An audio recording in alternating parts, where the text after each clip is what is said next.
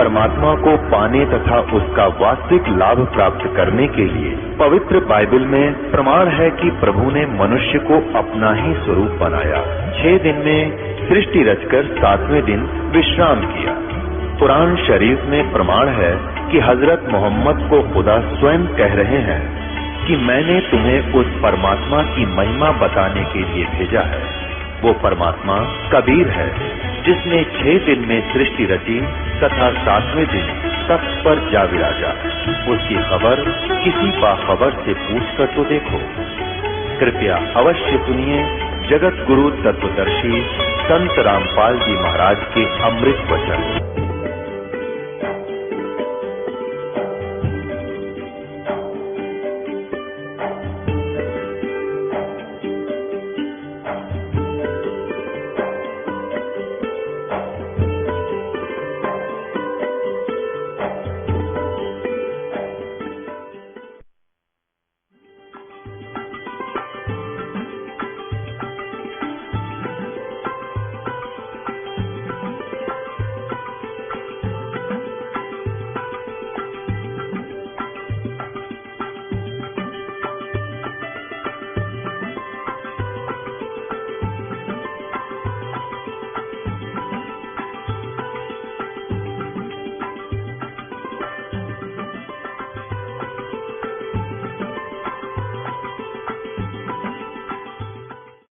तो परमात्मा कहते हैं कि तुम बाहरी आडंबर को मैं तो ना दे करके अंतःकरण में झांको। यदि आप बुराई करते हो और वो शूद्र बुराई नहीं करता तो आप बुरे हो, वो नेक आत्मा है। तो यहाँ कहते हैं शूद्र ब्राह्मणी जाया बाई तुम्हारा भी शूद्र शरीरम, माँ के पेट से जब तुम बाहर आए तुम्हारे पर भी सारे शरीर पर बुरा हाल था, जेर लिपटी हुई थी और बाहर तुम्हें साफ सुथरा किया। फिर अब तुम ब्रह्मचारी बन गए और दूसरों को हे बताते हो। अब आगे क्या बताते हैं, बहुजल नीरम गैर गंभीरम सूतक पातक दीमय, और बहुजल आन पड़ी है भाई घोर कुंड फिर नीमय। क्रिया से कारज निसरता भक्ति भाव से दुख है, घी वसंदर दे दे पांडे होम बोध से फूक है। होम हनोज किए निस्वासर जीव हेते वो दगदे, ऊत बूत की पूजा खाई भोजन बहुविध बगदे। देवी के तुम दास कहाओ मसानी मनमाला, चंडी का तुम चाव रखतो इत होसी मुंह काला। वेद पुराना जगत बंधाना जमपुर गोते खाई, और झूठा ज्ञान ध्यान कहाँ लागे या बाद विदा चतुराई। कि तुम वेदों को पढ़ते हो पुराणों को पढ़ते हो और तुम्हें ज्ञान यथार्थ है नहीं, इनको पढ़ते भी हो पर वेदों को समझ नहीं पा रहे हो, तो तुम्हारा ज्ञान ही व्यर्थ है। दंत कथा पर तुम आधारित हो तो तुम्हारा ध्यान लगेगा कहाँ, तुम साधना क्या कर रहे हो, तुम केवल वाद विवाद करके चतुरता दिखा रहे हो। पंडित काजी डोबी बाजी दोनों दीन अनाथा, बेस्ट बैकुंठ रहा नहीं पाया हमने देखे दो जग जाता। अब परमात्मा हम सभी प्राणियों के पिता हैं और पिता अपने सभी पुत्रों को पुत्रियों को परिवार को एक ही जैसा उपदेश देता है। पंडित और काजियों को भी उन्होंने कहा परमात्मा ने कि तुम जो साधना कर और करवा रहे हो ये मोक्ष प्राप्ति की नहीं है। तुम्हारे जैसे पंडित और काजी हमने नरक में पड़े देखे, कबीर परमेश्वर जी कह रहे हैं। कारण क्या है? कारण ये है कि न तो पंडित जी वेदों को समझ सके, पंडित जी मीन गुरु जी, ऋषि जी, ब्राह्मण, और न ही काजी कुरान शरीफ को समझ सके, जिस कारण से दोनों ही काल के जाल में है। पुण्यात्माओं, अभी तक जो हिंदू और मुसलमान का आपसी विवाद रहा उसका मुख्य कारण ये था कि मुसलमान मांस खाते हैं और हिंदू मांस नहीं खाते थे। अब तो खैर सारा काम बिगड़ गया, हिंदू शायद मुसलमानों से भी ज्यादा खाते हो कुछ एक। और दूसरा विरोध का वास्तविक कारण ये था कि मुसलमान धर्म को जो हजरत मोहम्मद जी ने उसका उत्थान किया, इस आधार से किया था कि अन्य देवताओं की पूजा नहीं करनी चाहिए, और जो अन्य देवताओं की पूजा करते हैं वो काफिर लोग हैं। केवल एक परमात्मा की साधना करनी चाहिए, उसी से जीव का कल्याण होगा। ये कुरान शरीफ की सूरत फुरकानी नंबर 25 आयत नंबर 52 से लेकर 59 में एक बहुत अच्छा निर्णय दिया है, यानी पूर्ण कुरान शरीफ का उसमें निष्कर्ष है।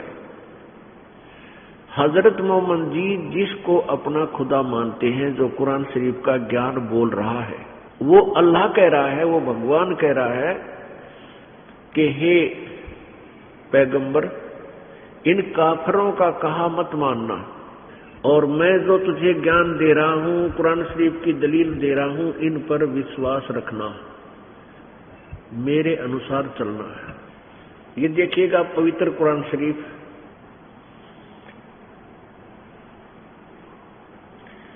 इसके विषय में लिखा है कि यह वह इलामी किताब है जिसमें कोई संदेह की गुंजाइश नहीं, अर्थात जिसमें जो लिखा है वो फाइनल है, कोई अग्रम मग्रम करने की आवश्यकता नहीं। हमें ये मान्य है, मुसलमान धर्म के भक्तजन श्रद्धालु ऐसा मानते हैं, ऐसा लिखा है। ये है सा अनुवाद सटीपन, इसका अर्थ है मुर्तजम बरहाशिय, इसका अर्थ है सा अनुवाद सटीपन, शास्त्रीय अरबी पद्धति पर नागरी लिपि में। रूपांतरकार है नंद कुमार अवस्थी, शेरवानी संस्करण।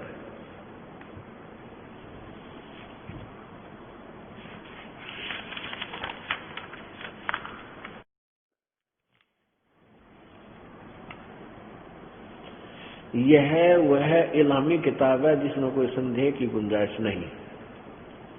ये वही का वही लिखा है। प्रकाशक है लखनऊ किताब घर, मौसम बाग, सीतापुर रोड, लखनऊ। ये मुद्रक है Lucknow publishing house 37 cantonment road, Lucknow. इसमें देखिएगा ये है सूरत फुरकानी, वही कुरान शरीफ 604 पृष्ठ पे, सूरत फुरकानी 25 आयत नंबर 52 से 59 तक हम पढ़ेंगे। इसमें कबीर शब्द लिखा है, कबीरन क्या लिखा है, ये 51 समाप्त हुई, 52 प्रारंभ हुई। फला तुतियल काफिरन व जाहिदुम बिही जिहादन कबीरन। यहां इसका अर्थ किया है, हिंदी में बहुत मेहनत की है अनुवादकर्ता ने। तो ए पैगंबर, ये 52वीं आयत का अनुवाद है। तो ए पैगंबर, तुम काफिरों का कहा न मानना, और इस कुरान की दलीलों से, यानी जो ज्ञान मैं दे रहा हूं, उनका सामना बड़े जोर से करो। अब एक कंसेप्ट क्लियर करेंगे। इसमें कबीरन शब्द है। कबीरन का अर्थ, कबीरन जैसे संस्कृत में अनुतमम, अनुतमम में जो शब्द एक एक्स्ट्रा लगता है वो एक्स्ट्रा होता है, उसको अनुतम जब हिंदी में लिखेंगे तो वो एक अलंत वाला मैं समाप्त कर दिया जाता है, केवल अनुतम रखते हैं। तो ऐसे ही कबीरन यो नए हलंत वाला समाप्त कर दिया जाता है। जब इसका हिंदी करेंगे अरबी भाषा से तो केवल कबीर रह जाता है। इन्होंने भी ऐसा किया है। देखिएगा ये कुरान मजीद, ये कुरान मजीद है वो ही ज्यों की त्यों, इसमें एक अक्षर का भी अंतर नहीं है, केवल लेखन कार्य में। कुरान मजीद हिंदी मुर्तजम में अरबी मतन, मुर्तजमा मौलाना फतेह मोहम्मद का साहिब जालंधरी, तसही मौलाना अब्दुल मजीद सरवर साहिब, प्रकाशक है फ्रीज book depot private limited, New Delhi. इतना ये यहाँ से ली गई है।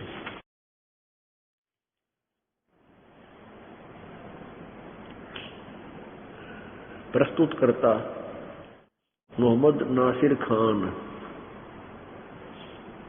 ये देखिएगा, वही सूरत फुरकानी है। अक्षर का भी और लाइन का भी, पंक्ति का भी अंतर नहीं है इसमें। सूरत फुरकानी 25, कुरान मजीद सूरत फुरकानी 25। नीचे आइए।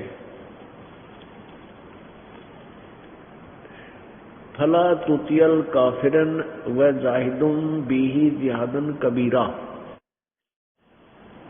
उस कबीरन को कबीर कहो ते कबीरा कहो, कबीरन कहो ते कबीर कहो। ये शब्द हमने ध्यान रखना है। ये परमेश्वर कबीर जी की तरफ है, यानी उसके विषय में जानकारी दी गई। इसमें से हमने सिर्फ इतना ही लेना है। ज्ञान वही है, कुरान शरीफ कहो चाहे कुरान मजीद कहो। अब फिर हम कुरान शरीफ पर आते हैं। ये पवित्र कुरान शरीफ। अब इसके हम उसी पृष्ठ 604 पर आते हैं। यहां लिखा है,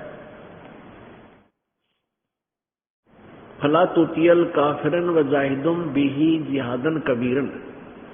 अपनात्मा, जिस प्रकार इन पवित्र हिंदू धर्म के गुरुओं को, पंडितों को, ऋषि महर्षियों को अपने सदग्रंथों की जानकारी नहीं है कि गीता जी में क्या लिखा है, उन्होंने उसका अनुवाद गलत कर दिया। जैसे गीता जी अध्याय नंबर 18 के श्लोक नंबर 66 में गीता ज्ञान दाता कह तो ये रहा है कि मेरे सतर की जितनी भी धार्मिक साधनाएं तू करता है वो मेरे पास छोड़ दे और फिर उस एक सर्वशक्तिमान की शरण में जा, जिसके विषय में गीता जी अध्याय नंबर 18 के श्लोक 62 में कहा कि अर्जुन तू सर्वभाव से उस परमेश्वर की शरण में जा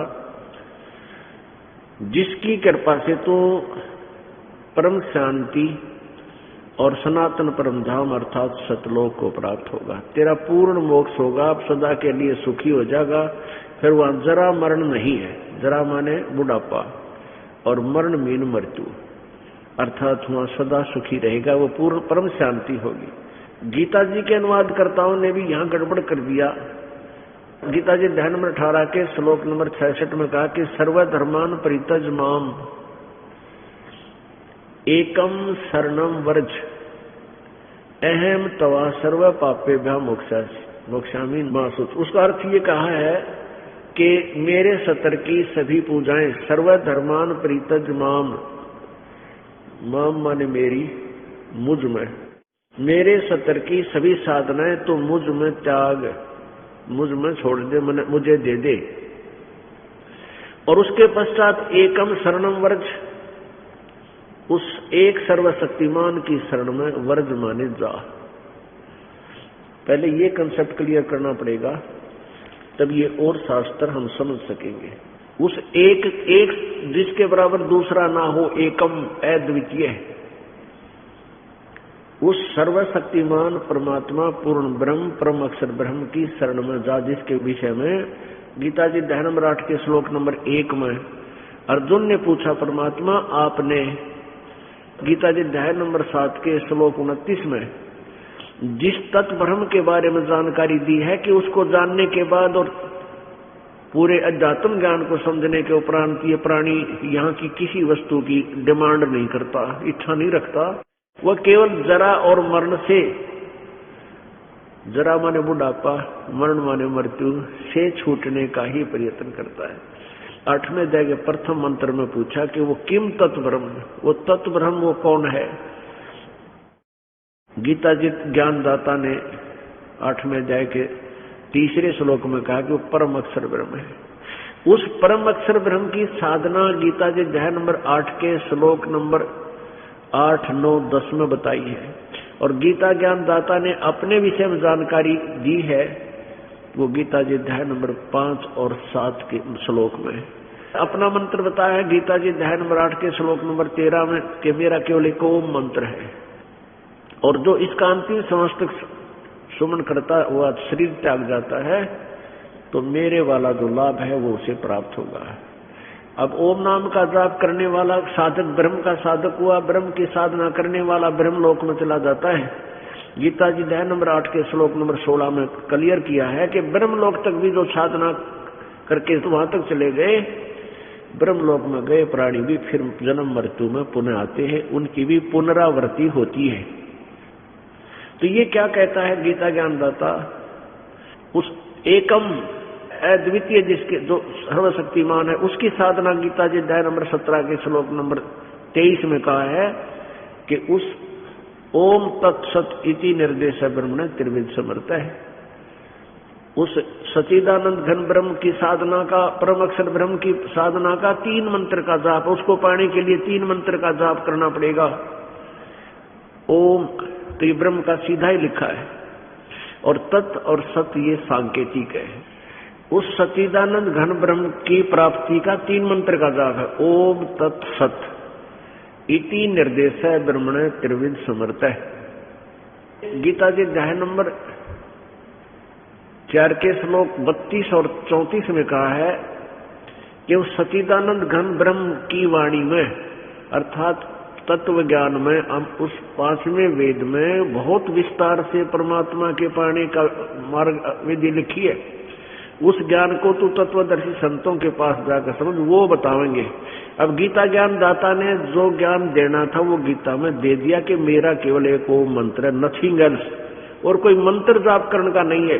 अन्य साधना जो करते ही श्रद्धालु वो शास्त्र विरुद्ध, कोई भी मंत्र का जाप करते। तो उस सच्चिदानंद घन की साधना के लिए तो तत्वदर्शी संत बताएंगे, और उसका सांकेतिक मंत्र लिख दिया गीता ज्ञानदाता ने कि वो ओम तत्सत ऐसा 3 प्रकार का मंत्र है। तत् और सत ये सांकेतिक है, ये दास बताओगा, ये 2 अलग अक्षर हैं, ये तीनों अक्षर ही है। जैसे गीता जी अध्याय नंबर 8 के श्लोक 13 में कहा कि ओम इति एकाक्षरम ब्रह्म उच्चारण माम अनुसमरण, मुझ ब्रह्म का केवल एक ओम अक्षर है।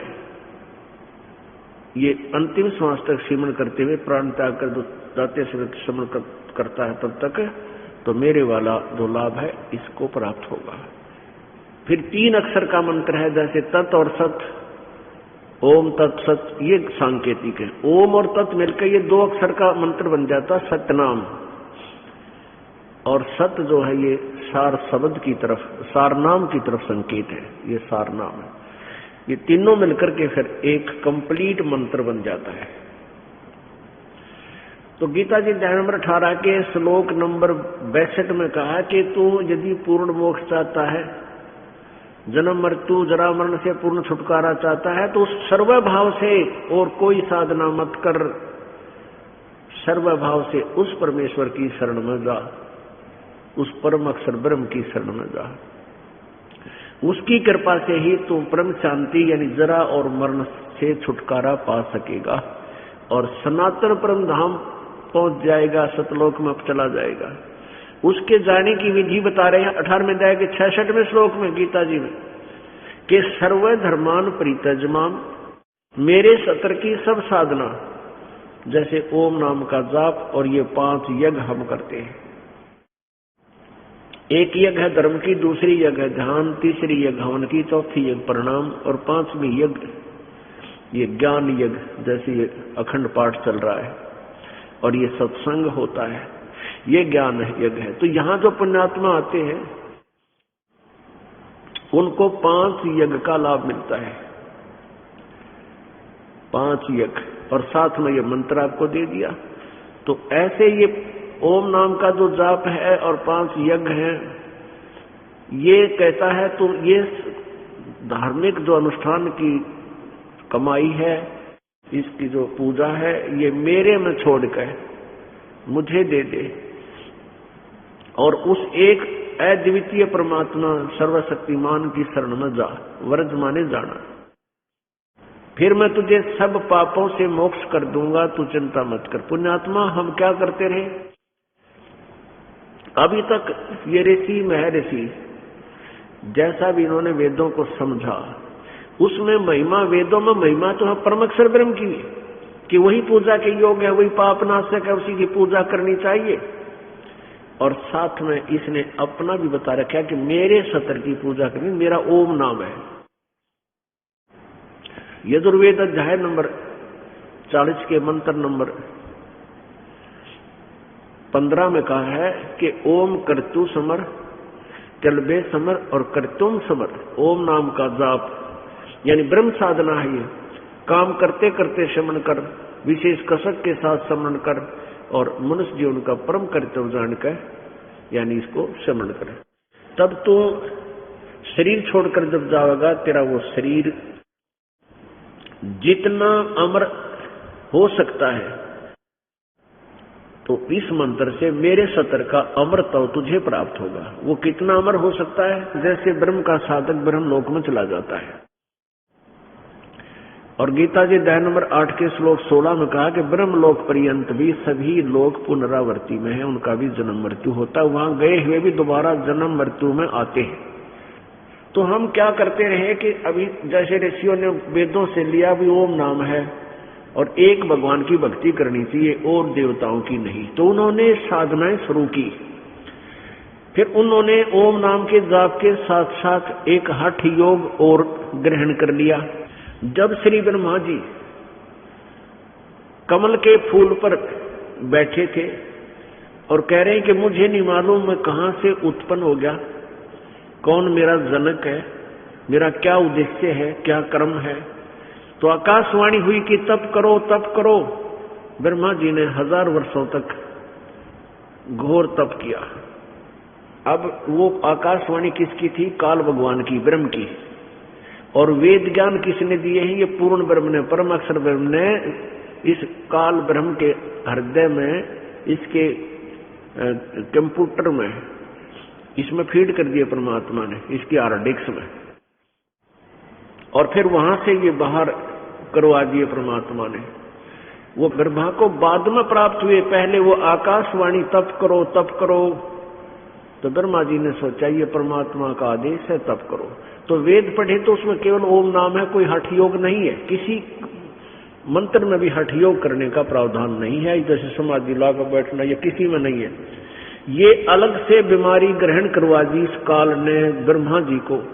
तो ब्रह्मा जी ने फिर आज्ञा बता दी अपने वंशजों को, विष्णु और शिव जी को, अपने अन्य भाइयों को, कि परमात्मा का आदेश तप करने का हुआ था। तो उन्होंने भी तप शुरू कर दिया, हठ योग कर दिया। अब जैसे आपने देवी भागवत में कल देखा था कि नारद जी व्यास जी को बता रहे हैं कि मेरे पिता ब्रह्मा जी ने देखा एक दिन कि भगवान विष्णु जी समाधि लायक बैठे हैं, तप कर रहे हैं। तो उनसे पूछा कि तुम ये तप क्यों कर रहे हो? आप तो देवेश्वर हो, आप भी क्यों तप कर रहे हो और किस देवता का ध्यान कर रहे हो? श्री देवी पुराण प्रथम स्कंद प्रश्न नंबर 28-29 में। तो विष्णु जी कहते हैं मैं ज्यादातर तप करके अपनी बैटरी चार्ज करता हूं और फिर इन राक्षसों के साथ लड़ता हूं, इनको मारता हूं और दुर्गा का ध्यान करता हूं। दुर्गा से ऊपर मैं किसी को भगवान नहीं मानता, मेरी जानकारी में और परमात्मा नहीं है। तो इस प्रकार ये तप करने का जो और अलग से जुगाड़ इस काल ने जुड़वा दिया, जबकि ये तप करना भी शास्त्र विधि त्याग कर मनमाना आचरण है। तो हम क्या करते रहे? जैसे ये ऋषि लोग क्या करते रहे, वेदों को जैसा समझा कि पूर्ण परमात्मा की साधना से मोक्ष होगा, और मंत्र ओम ले लिया और ज्ञान उस परम अक्षर ब्रह्म का कहने लगे। ये ओम मंत्र परम अक्षर ब्रह्म का मानक है, यानी पूर्ण ब्रह्म का। अब इसलिए इनकी छुरी उलट पुलट थी, कभी इस ब्रह्म को परब्रह्म कह रहे हैं, कभी इसको परम अक्षर ब्रह्म कह रहे हैं और कभी इसको केवल ब्रह्म बोल रहे हैं। तो इनको पता ही नहीं था कि ब्रह्म कौन है, परब्रह्म कौन है और परम अक्षर ब्रह्म कौन है। ये तो परमात्मा कबीर जी ने आकर सारी सृष्टि रचना हमें सुनाई, लिपिबद्ध करवाई, आज हमारा काम आई। तो ये क्या करते रहे, ओम नाम के जाप से साथ में हठ योग कर लिया। तप से तो राज्य प्राप्त होता है, ओम नाम के जाप से ब्रह्मलोक प्राप्त होता है। और अन्य पाप करने से नरक प्राप्त होता है।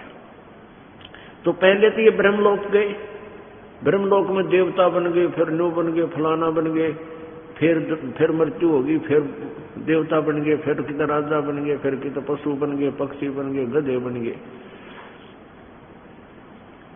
तो अभी तक हम ये क्रियाएं ऐसे करते रहे।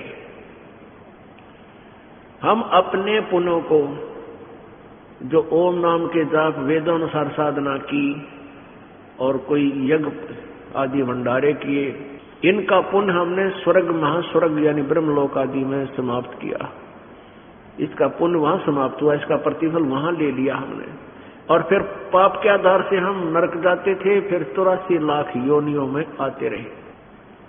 अब ये क्या कह रहा है कि यदि तूने पूर्ण मोक्ष चाहिए तो मेरे सतर की ये साधनाएं, जिनका प्रतिफल हम स्वर्ग महास्वर्ग में ब्रह्मलोक में प्राप्त करते थे, वो नहीं करेंगे। अब हम क्या करेंगे?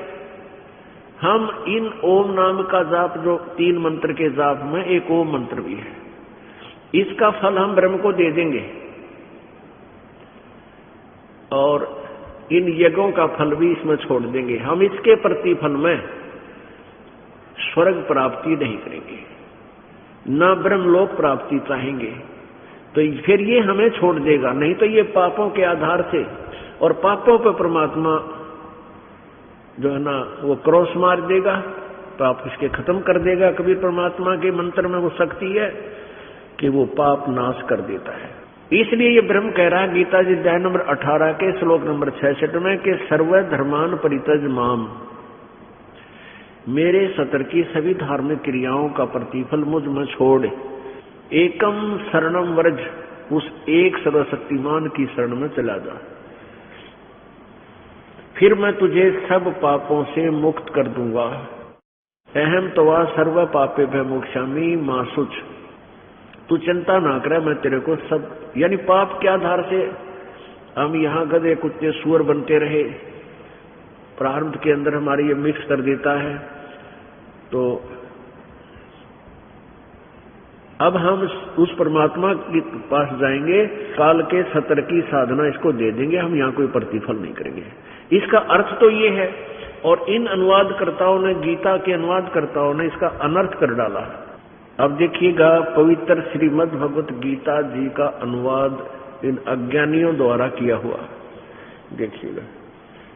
श्रीमद् भगवत गीता जय दयाल गोविंदका जी इसके अनुवादक हैं।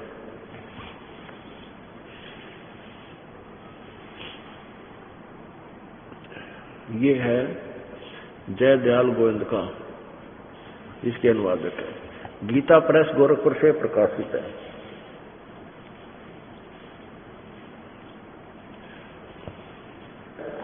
अध्याय नंबर 18 के श्लोक नंबर 66 से आपको रूबरू कराते हैं। ये देखिएगा, ये है अध्याय नंबर 18 और मंत्र नंबर 66, श्लोक नंबर 66। इसका ये देखिएगा, सर्व धर्मान परित्यज माम, मेरे सतर के सभी धार्मिक कर्मों को मुझ में परित्यज माने छोड़कर, एकम शरणम वर्ज, एकम शरणम वर्ज, अहम तवा सर्व पापे भय मोक्ष्यामि मां शुच। इन्होंने क्या अर्थ किया है? वर्ज का अर्थ जाना होता है, आना नहीं होता है।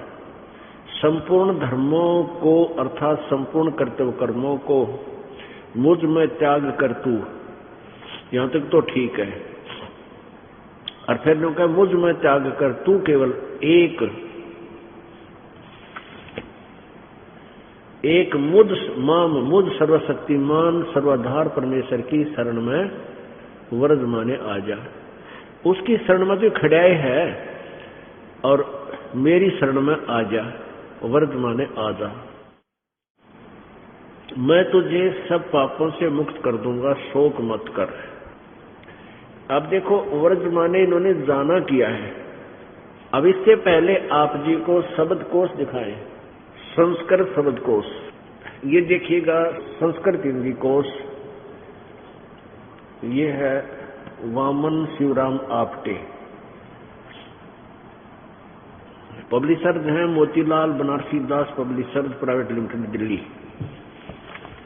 इसके 993 पृष्ठ पर देखिएगा।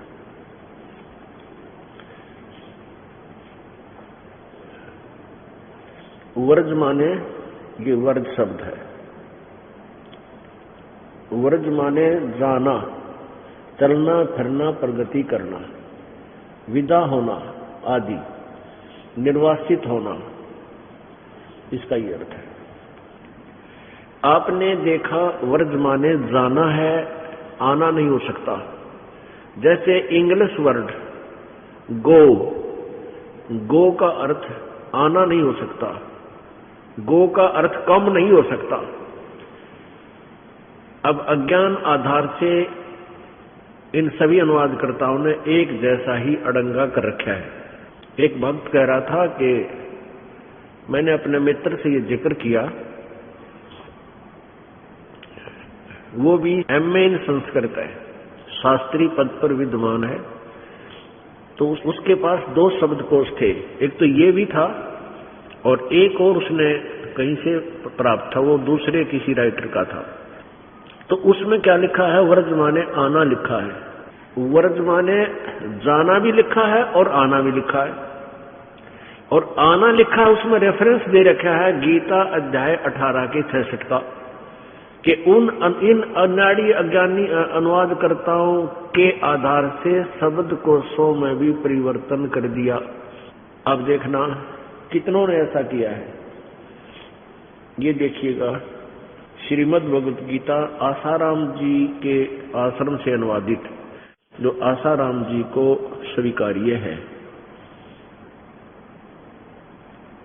अब देखो पुण्यात्मा, कृष्ण जी तो यो खड़ा और काल यू न्यारा, या चित्र बनाओ रोज। कृष्ण जी तो नीचे है और यू काल न्यारा दिखे, अपना शकल न्यारी दिखा रहा। ये तो वैसे सिंपल इन्होंने बनाने में फर्क रखा, नहीं तो जीव दिखा रखी, एक मन इतनी लंबी जीव और दांत उस आदमी उड़ज रहे हैं और श्री कृष्ण नीचे खड़ा है। अब ये संत श्री आसाराम जी आश्रम अहमदाबाद, यहां से छपा है। ये है पूज्यपाद संत आसाराम जी बापू, स्वयं भगवान विष्णु के मुखारविंद से निकले हुए गीता शास्त्र को गाने और पालन करने योग्य महाफलदायक कर्तव्य होते हुए अन्य शास्त्रों के विस्तार की क्या आवश्यकता है। महर्षि व्यास। एक बार मैंने अपना अंत में नजदीक आया हुआ महसूस किया, तब गीता मेरे लिए अत्यंत आश्वसन रूप बनी है। ये तो अन्य महात्माओं के विचार दिए, ये स्वयं इनको मानता यह गीता सही है। श्रीमद् भगवत गीता श्री योग वेदांत सेवा समिति, संत श्री आसाराम जी आश्रम, श्री संत आसाराम जी बापू आश्रम मार्ग अहमदाबाद, ये इनके फोन नंबर है और ये फैक्स आदि फोन नंबर है। अब देखिएगा गीता जी अध्याय नंबर 18 का श्लोक नंबर 66, ये है 18वां अध्याय है। 66 सर्वधर्मान प्रीतज माम एकम शरणम वर्ज, ये वर्ज शब्द है। इसने इन्होंने भी ऐसा ही किया है कि संपूर्ण धर्मों को अर्थात संपूर्ण कर्तव्य कर्मों को मुझ में त्याग कर तू केवल मुझ सर्वशक्तिमान सर्वाधार परमेश्वर की शरण में आ जा। ठीक, ये 2। अब तीसरा देखो, सुधांशु जी महाराज, श्रीमद् भगवत गीता, सुधांशु जी महाराज,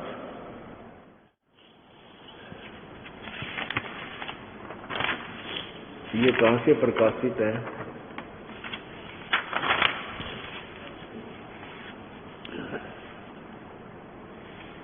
प्रकाशक है विश्व जागृति प्रकाशन, ओंकारेश्वर महादेव मंदिर, जी ब्लॉक, मानसरोवर गार्डन, नई दिल्ली से। ये इनके फोन और फैक्स नंबर है। मुद्रक है इंटर इंडिया पब्लिकेशन, D17, राजा गार्डन, नई दिल्ली। इतने दूरभाष, इतने। इन सब ने एक कुएं का पानी पी रखा है। ये देखिएगा अध्याय 18 और श्लोक नंबर 66। सर्वधर्मान परित्यज माम एकम शरणम वर्ज, अहम तवा सर्व पापेभ्यः मोक्षामि मा शुच। अनुवाद: संपूर्ण धर्मों का आश्रय छोड़कर तू केवल मेरी शरण में आ जा। ये तीन हो गए, एक का कुएं का पानी पिए हुए महात्मा जो अनुवाद करता बने हैं। अब देखिएगा श्रीमद् भगवत गीता, ये कहां से छपी है?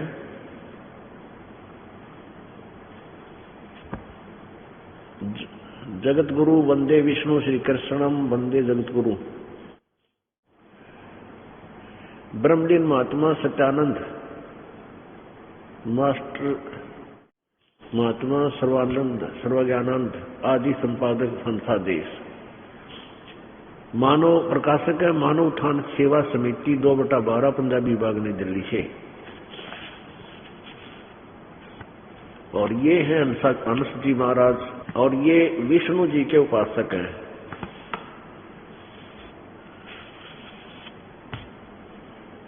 और ये कहां से छपा है?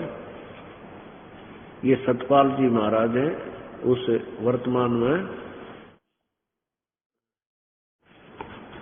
ये इस मानव उत्थान सेवा समिति के प्रधान वर्तमान में ये हैं। तो इसके देखिए 18, इन्होंने तो जमाए कति रांद काट रखी है। ये 18 अध्याय, 18वां अध्याय है। और यहां देखिएगा इन्होंने इकट्ठा कर रखा है 64 से 64, 65, 66। सर्वधर्मान परित्यज माम एकम शरणम वर्ज, अहम तवा सर्व पापेभ्यः मोक्षामि मा शुच। इसका इन्होंने इकट्ठा अनुवाद करते करते यहां किया है। सर्व धर्मों के कर्मों को छोड़कर केवल मेरी शरण में आ जा। अब ये 4 हो लिए। अब 4 महात्माओं का अनुवाद आपको दिखा दिया। 5वां और देखो, श्रीमद् भगवत गीता। श्रीमद् भगवत गीता ये कहां से प्रकाशित है? कृष्ण कृपा मूर्ति श्रीमद् AC भक्ति वेदांत स्वामी प्रभुपाद, संस्थापक आचार्य अंतर्राष्ट्रीय कृष्ण भावनामृत संघ। ये देखिएगा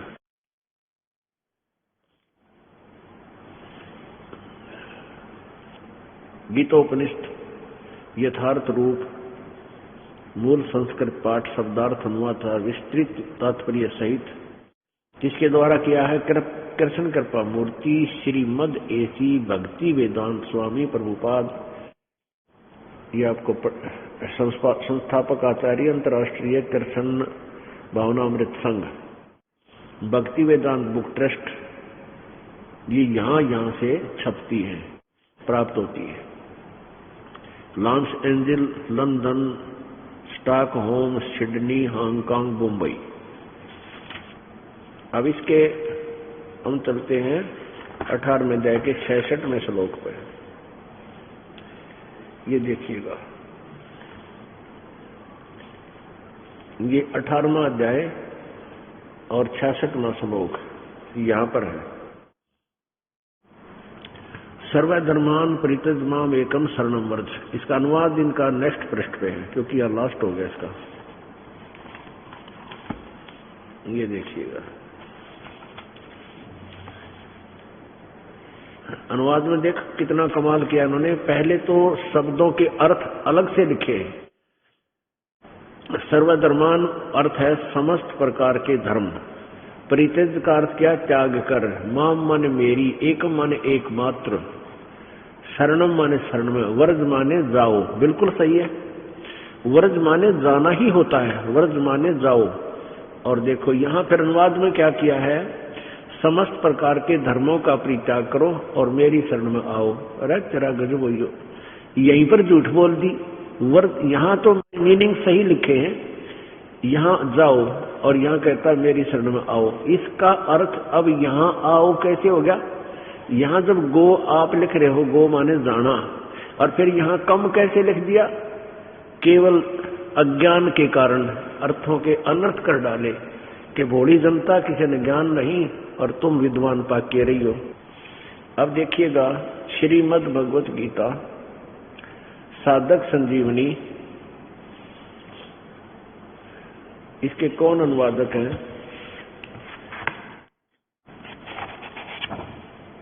इसके अनुवादक हैं श्री राम सुखदास जी, स्वामी, ये लिखा स्वामी राम सुखदास जी, ये सबक दिखाई दे रहा, आगे दिखेगा।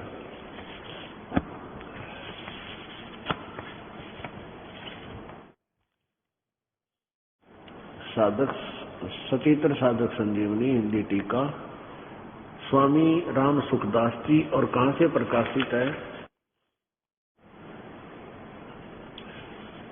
प्रकाशक मुद्रक का गीता प्रेस गोरखपुर, गोविंद मन कार्यालय, कोलकाता का संस्थान। अब देखिए, अब ये देखिएगा अध्याय नंबर 18 और श्लोक नंबर 66। यह है श्लोक नंबर 66। सर्वे धर्मान परित्यज माम एकम शरणम वर्ज। ये वर्ग शब्द है। यहाँ क्या अर्थ किया इन्होंने? संपूर्ण धर्मों का आश्रय छोड़कर तू केवल मेरी शरण में वर्ग माने आ जा। और देखिए इस महापुरुष ने यहाँ 1200 से शुरू किया है, इससे अज्ञान को और अज्ञान बढ़ाने के लिए। 66 में श्लोक का अपने अज्ञान को, क्योंकि वर्तमान में जाना होता है, इन्होंने आना किया है, आजा। तो इसको सेट करने के लिए इस अज्ञान को इतना घुमाने की चेष्टा की है। पृष्ठ 1201 से शुरू करके 1200 से ये 1201 हो गया, और कहाँ तक किया है और तरह से ये 66 चल रहा है।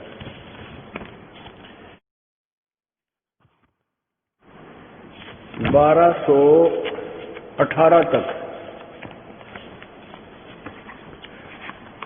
यानी 18 पृष्ठ भर दिए इस श्लोक नंबर 66 के अज्ञान को घोर अज्ञान करने के लिए। 1217 तक ये 66 और इन 18 तक यहां समाप्त होता है। ये 18 का, फिर इस पर अगले 65 शुरू होता है, यहां पर 67, यहां तक 66, यहां तक 66 है। ये 1219 तक, यानी 19 और 20 पृष्ठ पर दिए। 1200 से लेकर 1219 तक इन्होंने यू अड़ंगा ठोक दिया। अज्ञान, क्योंकि इनको ज्ञान तो था ही नहीं। ये श्री कृष्ण जी को ही सर्वेश्वर मान रहे थे, जबकि श्री कृष्ण के अंदर प्रवेश करके गीता ज्ञानदाता वो काल है, वो गीता बोल रहा। ये एक और शेष रहती है, देखिए डॉक्टर सर्वपल्ली राधा कृष्णन, भगवत गीता। कई भक्त कहते हैं कि डॉक्टर राधा कृष्ण जी ने बहुत अच्छा अनुवाद किया है। भगवत गीता की व्याख्या तथा प्रत्येक श्लोक का सरल भावार्थ महान विचारक तथा आधुनिक भारत के सर्वश्रेष्ठ दार्शनिक डॉक्टर राधा कृष्ण ने कुछ इस ढंग से प्रस्तुत किया है कि प्राचीन विवेक का नया रूप हमारी आज की आवश्यकताओं के अनुसार अनुरूप प्रकट होता है। अब देखिए इस डॉक्टर जी का क्या अनुवाद है, ये भी देख लेते हैं। ये देखो अध्याय 18, इसने और कहीं नहीं लिखा अध्याय, ये 18 अध्याय यहां से शुरू होता है। अध्याय 18 इसका यहां आते हैं 66 में। सर्वधर्मान परित्यज माम एकम शरणम वर्ज, अहम तवा सर्व पापेभ्यः मोक्षामि मा शुच। सब कर्तव्य को छोड़कर तू केवल मेरी शरण में आ जा। ले, ये डॉक्टर जी के बोल सुन लो। पुण्यात्माओं, आप जी ने देखा अपनी आंखों से, क्योंकि आजकल शिक्षित समाज है और स्वयं आप पढ़ भी सकते हो, पढ़ रहे हो, और अब भी कोई ये कहे कि रामपाल निंदा करता है, झूठ बोलता है, कहीं ऐसा लिखा नहीं है, दूसरों की निंदा करता है, तो उसकी बुद्धि कमजोर है। दास अपनी तरफ से कुछ नहीं कह रहा, केवल इन महापुरुषों ने जो अज्ञान किया हुआ है वो आपको दिखा रहा है। अब ये कारण क्या रहा कि तत्व ज्ञान के अभाव से इन्होंने अनुवाद करने की चेष्टा अवश्य की, लेकिन इन्होंने सदग्रंथों के ज्ञान को गुमा दिया, जहां इनकी समझ में नहीं आया वहां उसका अड़ंगा कर दिया। अब कहने का भाव ये है दास का कि न तो हिंदू धर्म के गुरुदेव अपने पवित्र सदग्रंथों से परिचित थे, वो हमें क्या संदेशा देना चाहते हैं। वो तो कह रहे हैं कि वो और है कोई सर्वशक्तिमान, उसकी शरण में जाओ, उससे तुम्हारा पूर्ण मोक्ष होगा। और ये टिके रहे श्री कृष्ण जी उर्फ विष्णु जी, सतगुण विष्णु जी को सर्वेश्वर महेश्वर मानकर, तो इसलिए ये भी काल के जाल में रहे, पार नहीं हुए। अब आते हैं पवित्र मुसलमान धर्म के गुरुओं के विषय में। अब आपको दिखाते हैं। अब कुरान शरीफ को अब आपको आसानी से समझ में आएगी आपको। ये कुरान शरीफ, इसके विषय में लिखा है कि यह वह इलामी किताब है जिसमें कोई संदेह की गुंजाइश नहीं। कुरान शरीफ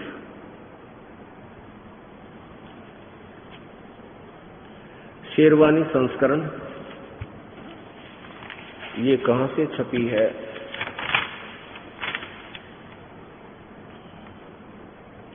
यह वह इलामी किताब है जिसमें कोई संदेह की गुंजाइश नहीं।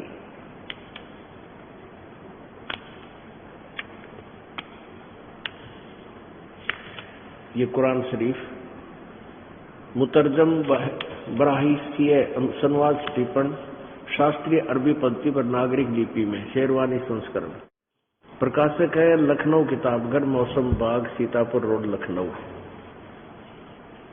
कुरान शरीफ पृष्ठ 604, कुरान शरीफ सूरत फुरकानी 25 आयत नंबर 52।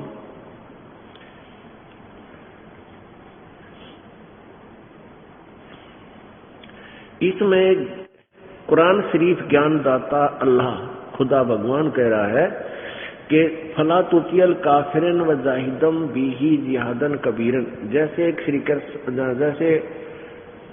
श्री कृष्ण में प्रवेश करके वो काल भगवान अर्जुन को संदेश दे रहा है, ऐसे ही ये काल भगवान जिसको हजरत मोहम्मद अपना खुदा मानते हैं, वो आकाशवाणी करके या किसी फरिश्ते को भेजकर और या स्वयं हजरत मोहम्मद के शरीर में प्रवेश करके ये कुरान शरीफ का ज्ञान बोला। उस काल ने ही बोला, काल ब्रह्म ने बोला, जिसको हजरत मोहम्मद जी अपना खुदा मानते हैं और पूरा मुसलमान धर्म कुरान शरीफ के ज्ञानदाता को अपना खुदा मानता है, अल्लाह मानता है, भगवान मानता है। अब वो क्या कह रहा है कुरान शरीफ का ज्ञानदाता? देखिएगा, आपने ये पढ़ा कबीरन है। अब यहां इसका अनुवाद इन्होंने खुद भी किया है। कुरान शरीफ के ज्ञानदाता कह रहा है कि तो ए पैगंबर, हजरत मोहम्मद को बोल रहा है, ए पैगंबर तू काफिरों का कहा न मानना और इस कुरान की दलीलों से उनका सामना बड़े जोर से करो। अब इन्होंने कबीर का अर्थ बड़ा कर दिया। इस कबीरन यानी कबीर कहो, कबीरा कहो। अभी आपको दिखाया था कुरान मजीद में कबीरन की जगह कबीरा लिखा है, बाकी लेख सेम है। इसका वास्तविक अर्थ तो ये है कि वो कुरान शरीफ का ज्ञानदाता अल्लाह वो कह रहा है हजरत मोहम्मद जी को, ये काफिर लोग उस पूर्ण परमात्मा को नहीं बचते। उस कबीर अल्लाह के स्थान पर अल्लाहु अकबर, अल्लाह कबीर की वजह के स्थान पर वो अन्य देवी देवताओं को पूजते हैं जो ना उनको लाभ दे सकते हैं ना उनको कोई हानि पहुंचा सकते हैं। जैसे देवी भागवत में आपने देखा तीसरे स्कंद में 123 पृष्ठ पे, अब शंकर जी कह रहे हैं कि हम तो केवल नियमित नियमित कार्य ही कर सकते हैं, जो हमें जैसा जिसने किया वैसा ही कर सकते हैं, हम उसमें कोई परिवर्तन नहीं कर सकते, ना हानि कर सकते किसी को, ना लाभ दे सकते ब्रह्मा विष्णु महेश जी। तो ऐसे ये कुरान शरीफ का ज्ञानदाता अल्लाह कह रहा है, जो मुसलमान धर्म का भगवान है, वही काल भगवान है, ये ज्योति निरंजन है, जो निराश कभी किसी के सामने नहीं आता, ऐसे आकाशवाणियां करके अपना उल्लू सीधा रखता है। तो वो कह रहा है कि ये वो कबीर नामक अल्लाह है, वो अल्लाह कबीर है, और उस कबीर को छोड़कर, उस कबीर को ये काफिर लोग परमात्मा नहीं मानते, उसके लिए तू संघर्ष कर, उनकी बातों में मत आना। मैं जो कह रहा हूं, मैं तुझे जो ज्ञान कुरान शरीफ का दे रहा हूं, इसके आधार पर उनका तू उनसे संघर्ष कर, कबीर के नाम पर, उस कबीर अल्लाह के नाम पर उनसे संघर्ष कर, उनकी बातों में मत आना। संघर्ष इतना जिहाद का अर्थ को लठ बजाना नहीं, संघर्ष करना, उनकी बातों में नहीं आना। मैं जो कह रहा हूं इस पर अटल रहना। आगे देखो कमाल कर रखा है, ये 607 पृष्ठ पे, ये हिंदी है, इनके द्वारा अनुवाद किया है। और ये कबीर वही है, ये वही है, ये परमात्मा वही है जिसने दो दरियाओं को मिला चलाया, एक का मीठा प्यास बुझाने वाला और एक का खारी कड़वा, दोनों में एक आड़ और मजबूत रोक बना दी। और वही है जिसने पानी की बूंद से आदमी को पैदा किया, पानी की बूंद से आदमी को पैदा किया, फिर उसको साहिब नसब यानी किसी का बेटा या बेटी, और ससुराल वाला यानी किसी का दामाद बहू बनाया। और तुम्हारा परवरदिगार हर चीज को करने में शक्तिमान है, और अल्लाह के सिवाय ऐसों को पूजते हैं जो न उनको नफा पहुंचा सकते हैं और न उनको नुकसान पहुंचा सकते हैं। और काफिर तो अपने परवरदिगार से पीठ दिए हुए मुंह मोड़े। अब काफिर किन को कह रहे हैं कि जो एक परमात्मा को, कबीर को ना भज के अन्य की पूजा करते हैं, अन्य देवी देवताओं की। और 56 में क्या कहा है कि 56 आयत में, ए पैगंबर और ए पैगंबर, हमने तुमको खुशखबरी सुनाने और सिर्फ अजाब से डराने के लिए भेजा है। 57 में, इन लोगों से कहो कि मैं तुमसे इस अल्लाह के हुक्म पर कुछ मजदूरी नहीं मांगता, हाँ जो चाहे अपने परवरदिगार तक पहुंचने की राह इख्तियार कर ले। और ए पैगंबर, उस जिंदा पर, हजरत मोहम्मद जी को भी कबीर परमेश्वर जिंदा महात्मा के रूप में मिले थे, तो ए पैगंबर उस जिंदा पर भरोसा रख जो कभी मरने वाला नहीं है, वो अविनाशी है, और तारीफ के साथ उसकी पाकी बयान करते रहो। और अपने बंदों के गुनाहों से वो काफी खबरदार। अब इन्होंने यहां देखो 58 में खबीरा शब्द लिख दिया। अब कबीरा कहो, खबीरा को, ये है इबादही खबीरा। इबादही का अर्थ होता है पूजा के योग्य, पूजा इबादत माने पूजा, इबादही माने पूज्य।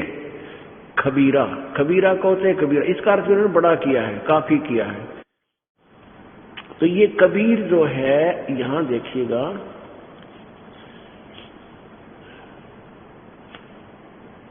ये 58, ए पैगंबर जिंदा पर भरोसा रखो, वो कभी मरने वाला नहीं है, और तारीफ के साथ उसकी पाकी बयान करते रहो। अपने बंदों के गुनाहों से वह कबीर खबरदार है। यहाँ कबीर लिखना था, कबीर वो खबरदार है, यानी खूब जानता है। वो खूब जानता है आपके पापों को और पाप नाश कर देता है। अब 59 में कमाल कर दिया। और ये वही है कबीर जिसने आसमानों और जमीन और जो कुछ उनके बीच में है सबको 6 दिन में पैदा किया, फिर तख्त पर जा विराजा। वह अल्लाह बड़ा, इन्होंने कबीर का अर्थ बड़ा कर दिया। वह अल्लाह कबीर है और रहमान है, यानी दयालु है। तो उसकी खबर किसी बाखबर इल्म वाले से पूछ देखो। अपने आत्माओं विचार करो। हमारे सदग्रंथ सत्य हैं, पर हम समझ नहीं सके। धर्मदास जी ने परमेश्वर कबीर जी जब स्वयं आकर ये ज्ञान बताकर गए, जो उसी को दास आपके समक्ष प्रस्तुत कर रहा है, तो धर्मदास जी को जो परमात्मा ने मौखिक ज्ञान बताया कि ये सब पूजा गलत कर रहे हैं, काजी भी और पंडित भी, और ये सभी अपने सदग्रंथों से परिचित, ये साधना ठीक नहीं कर रहे हैं। तो धर्मदास जी कहने लगे कि ये सभी तो क्या फिर ये वेद और कतेब तो गुरुदेव झूठे हैं, फिर तो इसका मतलब कि इनमें ये साधना नहीं लिखी है जो आप बताते हो और इसी से मोक्ष होगा। तो परमेश्वर कबीर जी ने कहा था, भाई वेद कतेब झूठे नहीं भाई, कतेब कहे कुरान शरीफ आदि 4 पुस्तकों को, ये वेद कतेब झूठे नहीं भाई, झूठे हैं जो समझे नहीं। ये वेद और कतेब झूठी नहीं है, लेकिन इसको नहीं समझ सके, वो उनको ना समझकर अज्ञान प्रचार कर रहे हैं, वह झूठे हैं।